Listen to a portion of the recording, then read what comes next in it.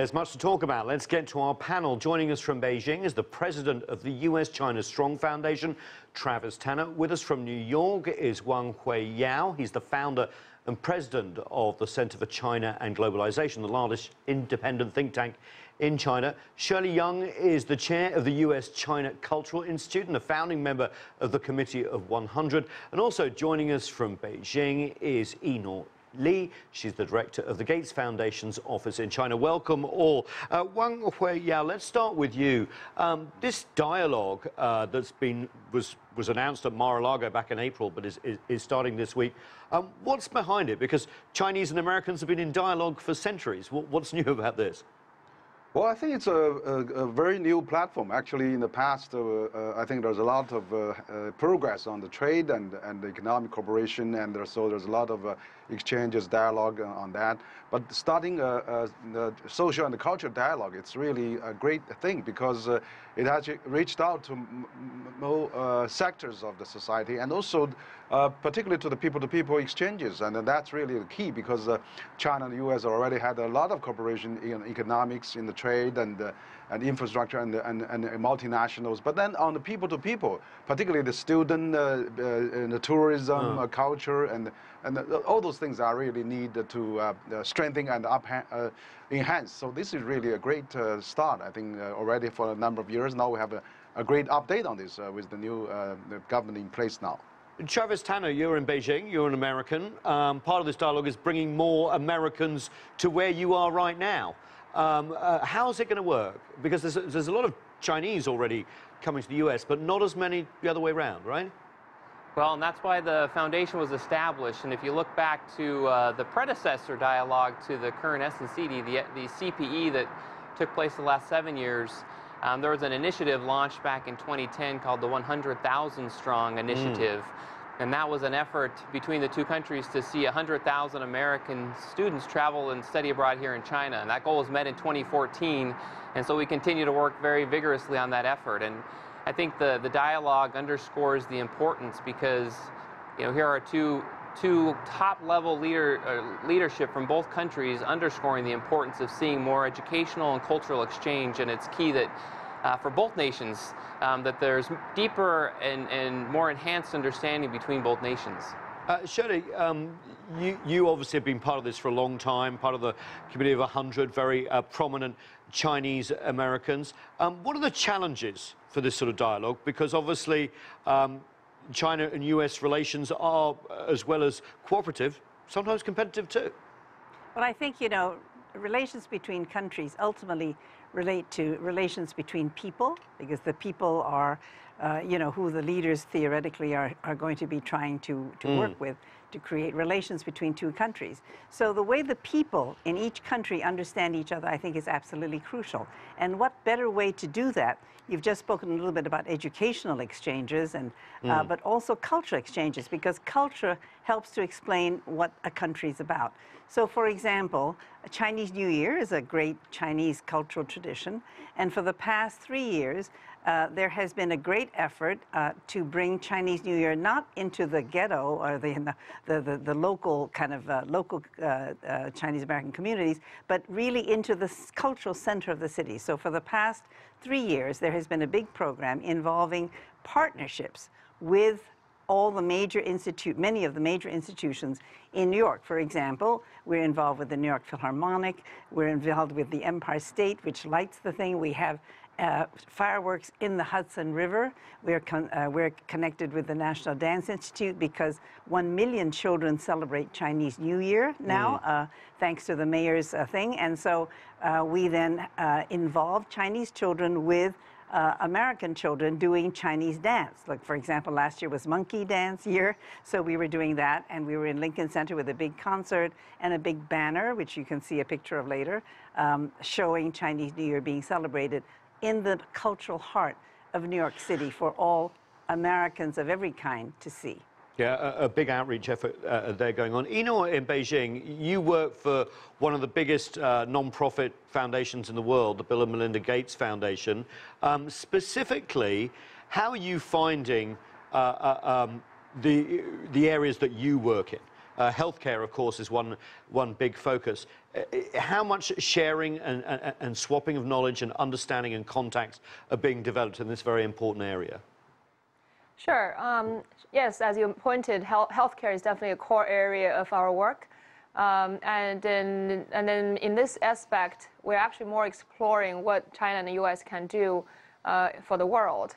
One example that we've witnessed is the establishment of the Africa Union CDC, which is in combination or in collaboration with both the China CDC and the U.S. CDC. So as a private foundation, but one of our first grantees in China actually is the CDC system in the China context. And then basically the intention is to bring experiences, expertise on both sides in strengthening the global health security system.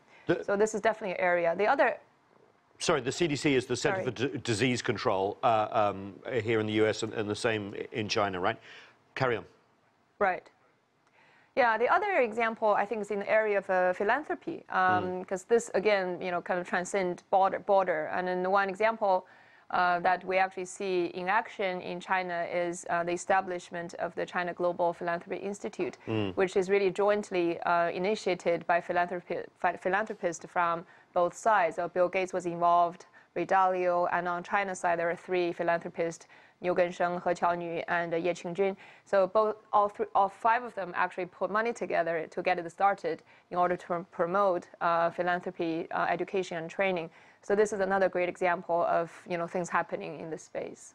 Wang Huiyao in New York, I want to pick up on that point about philanthropy because it got a lot of headlines when Stephen Schwarzman, the head of BlackRock, initiated this course at Tsinghua University where a lot of American students being encouraged to go to Beijing and do postgraduate studies there. Is that what you need to see more of, you think, from the U.S. going into China?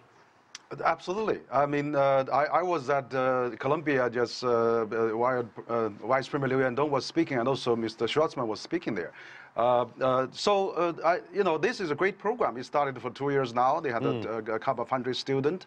But actually, the student exchange between China and the U.S. is really imbalanced, as a matter of fact. We had like from China, there's almost half of the students going overseas go to the United States. So all the international students in the United States, there's about 300,000 of them, over 30%.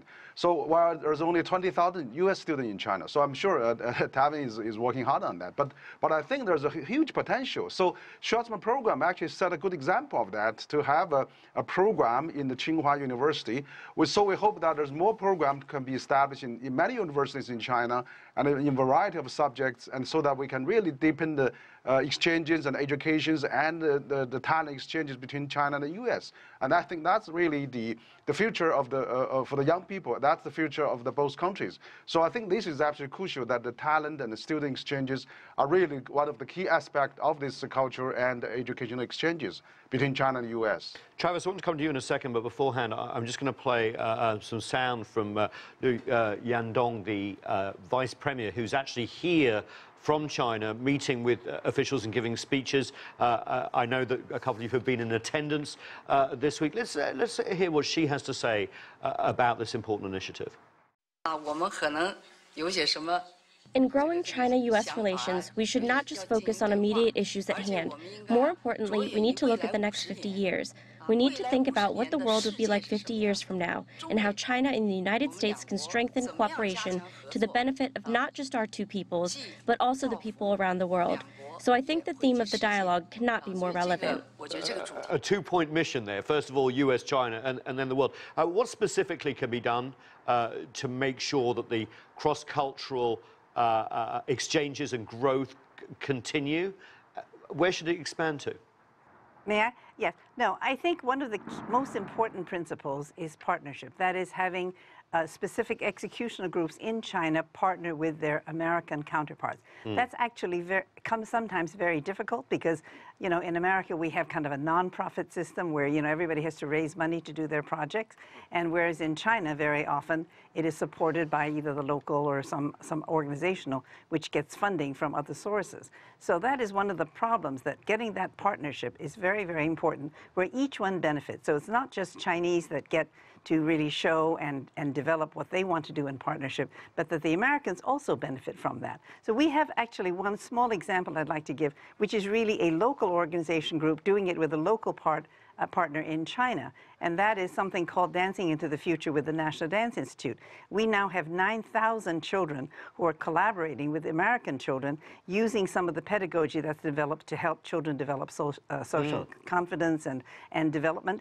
And this has been going on now for, I think we're in our 6th year. But this was developed kind of on the ground level, local level, not kind of at the central government level.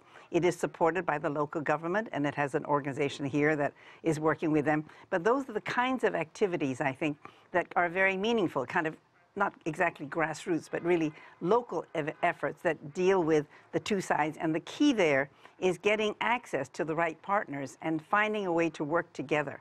And that has always been, I know, one of the big challenges.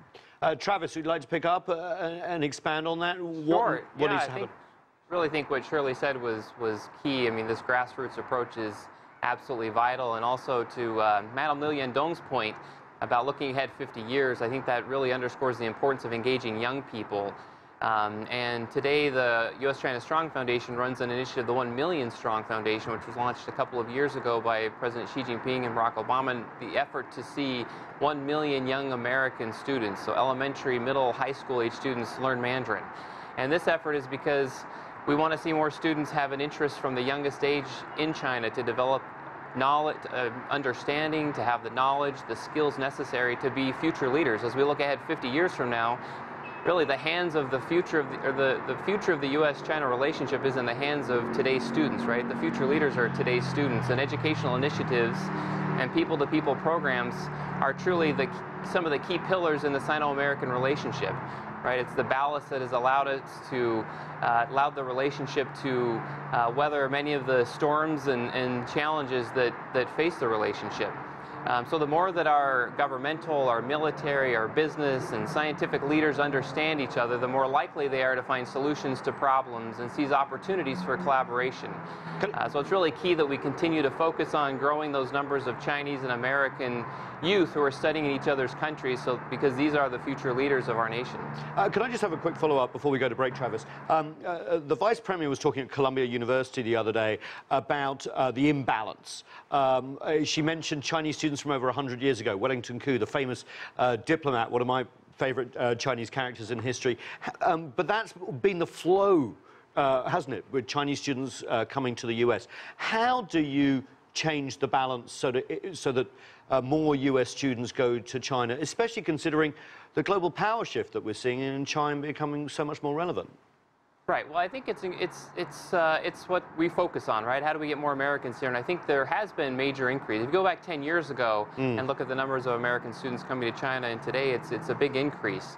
And the goal is to it's looking at opportunities. There's more opportunities today to come and study abroad. There are more short-term programs, long-term programs, internship opportunities, and opportunities that can appeal to students from a variety of backgrounds, right? And not just focus on students from kind of the traditional study abroad populations in the U.S., but how do we also encourage students from non-traditional study abroad circumstances? So students from underserved communities that maybe would never have considered study abroad before, how can we help encourage them to see opportunities that will enhance their professional career opportunities, that will give them opportunities to either work in China or to go back to the United States and work in a China-focused career.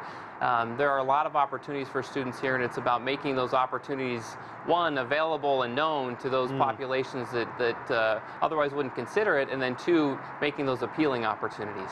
Actually, recently, in recent 2 years, the Chinese government actually proposed the new policies that now the first time they allowed foreign student can now intern and work in China. And even more so, our think tank actually promoted that foreign student not study in China can also come to China, work in Zhongguancun or Shanghai, Zhangjiang, you know, those industrial parks. So there is more relaxation of accepting more foreign students to intern and work in China, which I think will help the traffic to be more balanced. Yinuo, go ahead.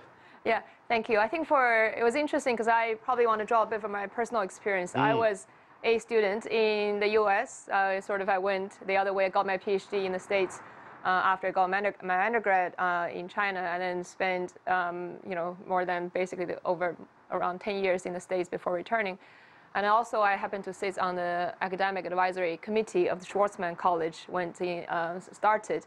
And also, as maybe some of you know, the Rhodes Scholarship, which is not China-U.S., but also entered China 2 years ago. Yes. And I also sit on the final selection committee. It was very interesting sitting on both sides. I think, you know, to get, definitely the wind is blowing this way, because when I was going abroad, you know, there's very few Americans considering coming to China for educational purpose. It's probably more for tourists, you know, or for out of curiosity and more short-term training. Right now, there's definitely a lot more students interested in this way. But I think maybe there are still a few barriers I see. On the superficial level, yes, there are probably visa and then more. And then also, if you go a bit deeper, that's probably then the supply of education opportunities and related, like I think mentioned just now, internship and work opportunities. But at a deeper level, I think it's probably a lack of understanding of China from the U.S. People. Because I think when I went to the States, I was actually quite shocked to see the perspective people have on China, which is very different from what I think China really is. The real China, yes, exactly. That has been changing a bit. And then one of the things we are doing in the foundation capacity is, in order to advance our work, we realize that's also one of the biggest barriers, because the mainstream media, the understanding of China, it's in general it's lacking, or either they're kind of piecemeal.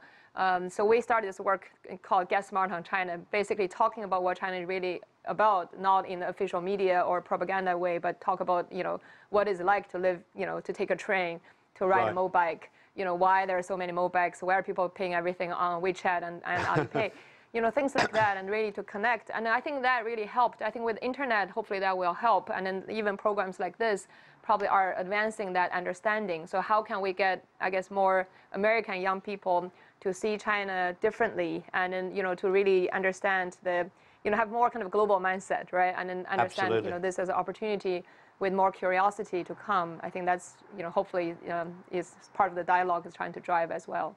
Shirley, Yinuo brings up some really interesting points. This is kind of your job, isn't it, as well, here in the U.S., changing the sort of image. Go ahead. Right, but also enabling more exchanges. And one has to understand, the situation in America where everything has to be funded privately. So actually, if many of the schools, for example, in China had some means to be able to invite partner schools in America, many American schools would be very interested in having their spring program, have students come over, but very often it's a funding problem. So I've often thought that what China should do is provide a fund that could be used to not only pay for the Chinese side, but also to help to pay for the American side. Because many do want to, but frankly, it's just an impossible job for them to raise the funds to do that. So if we have that facilitation, that would make it so much easier. And I've been involved with many exchanges with, students going to play with orchestras in jointly, or, students to go visit. But funding is always the problem. There's a great willingness. So I think if something structural could be put together like that, not just to fund the Chinese side, but for the Chinese side to be able to help fund the American side, many schools would be interested in having their spring trip over or whatever. Travis. And by the way, just a side, let me just say, since you're Wellington, that's my stepfather. Well, very impressive man. I was very impressed. Incredible stories too. Travis, can I pick up on something that Yinuo said about getting the right message out to what China is today, rather than the perceptions that American students or people who want to potentially come to China would be? Because that's such an important point, isn't it? I know, I travel to China quite a lot because of my job, but not a lot of people do, and the perceptions are so different from the reality. So I think to the point, I think both and Shirley made, it's not just educating students, but also educating the parents, right? A lot of times, parents of today's students, when they studied abroad, opportunities to come to China were quite few. So most of them, if they did study abroad, were probably to Western European countries. So it's also convincing parents that this is important. And then, as I mentioned earlier, our 1 Million Strong effort is to engage students at a young age around language fluency. If they're able to gain language fluency at a young age, by the time they are age appropriate to study abroad, they're going to be able to come to China and not just study culture and language, but they'll also be able to engage in more substantive study programs and collaborative projects with Chinese interlocutors and so forth. So building, if you think about it as a pyramid, with the top of the pyramid, the students that are studying abroad, we're trying to build that base of that pyramid to be a lot wider so that that channel of students that are flowing here is a lot broader, a lot wider, and so that more students are coming here on a wider variety of study abroad programs and with a variety of different interests. Wang Huiyao, that's a really important point, isn't it? Offering language skills Mandarin to U.S. children before it becomes very difficult to learn Chinese. It's not an easy language for Westerners to pick up. You're in New York. I see that happening in New York. We see it happening here in Washington, D.C. Does more need to be done? Well, there's more, absolutely. I think one of the things could be done is that we should probably increase the tourism as well, because we see that there's a lot of Chinese tourists coming to the United States, but we see probably flat or even maybe decrease the tourists from U.S. to China, because that, as Tammy said, you know, you need more American aware of what's going on in China. So seeing is believing. If they go to China, if they see it, if the parents see it, they would love to send their kids to China to study. So I think, you know, people-to-people exchange. I think there's so many things to be seen in China. There's so many things to be seen in the U.S.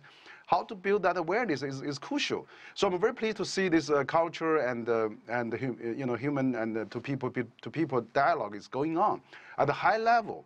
So things in China is like that. If the high level pays attention, if high level spearhead this initiative, the organization below can follow. So it's important that the top leaders of both countries attach great importance to this subject.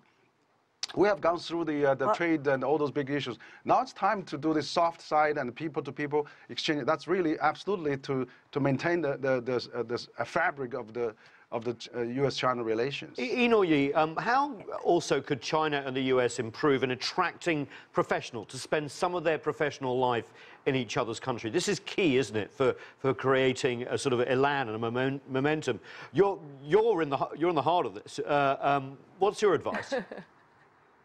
Yeah, no, indeed. You know, it's interesting because I think that in the past 17 years, I've spent roughly half my time in the States and in China and back and forth a few times. And indeed, enabling more professionals to come is vital. It's very interesting. Actually, the Gates Foundation CEO is here in Beijing, and we just finished a 3-day trip. And we actually returned from Suzhou. And if you go to the heart of Suzhou, where it's now really one of the most vibrant places for life science, there are a lot of sea turtles, basically returnees, come back and set up companies. But one of them, actually, you know, when we visited, actually, you know, I'll name it, it's Wuxi. I mean, their GLP site, their talk center, was run by 3 Americans, right, from Midwest area. But they're all sort of in their second career, right? You know, they basically have retired, but, you know, want to, you know, do something in China. I was asking the question how easy it is to attract young Americans to come and work in China. And they were saying it's difficult because if you look around, most of the young Americans in China are mostly teachers for international schools. And because there's not a lot of opportunity to work in, you know, in the professional sense. You know, if you're a lab manager, if you're, if you're reasonably junior, then it's actually hard to find a place to work, right? Because you have a language barrier for sure, and you don't really have a lot of experience to bring. So only when you get really senior, you have 30 years experience in certain industry, then you have value to come to China.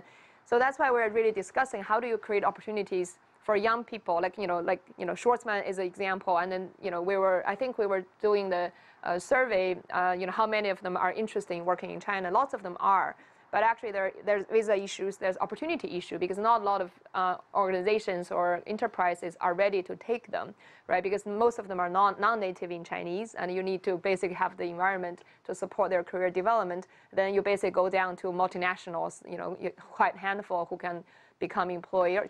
Right. So I think it's really around, it's a system, right? So you not only start with students, that's, if you think about the pipe, that's sort of the entrance, right? But then you have to go through, sort of build the value chain, so to speak, in order to enable more of them. So I do see a huge gap in terms of enabling young graduates, right? No matter you're from the States or from a certain exchange program in China, to somehow stay in China for, a certain period of time. You don't have to be, make China your second home. But at least, that kind of mechanism is still largely lacking, I would say. Yinuo Li, that's where we have to leave it. A roadmap for how to improve China-US people-to-people exchanges. Both our guests in Beijing, both our guests in New York, thank you so much. That's it for this edition of The Heat. I'm Nathan King in Washington, D.C. Thanks so much for watching.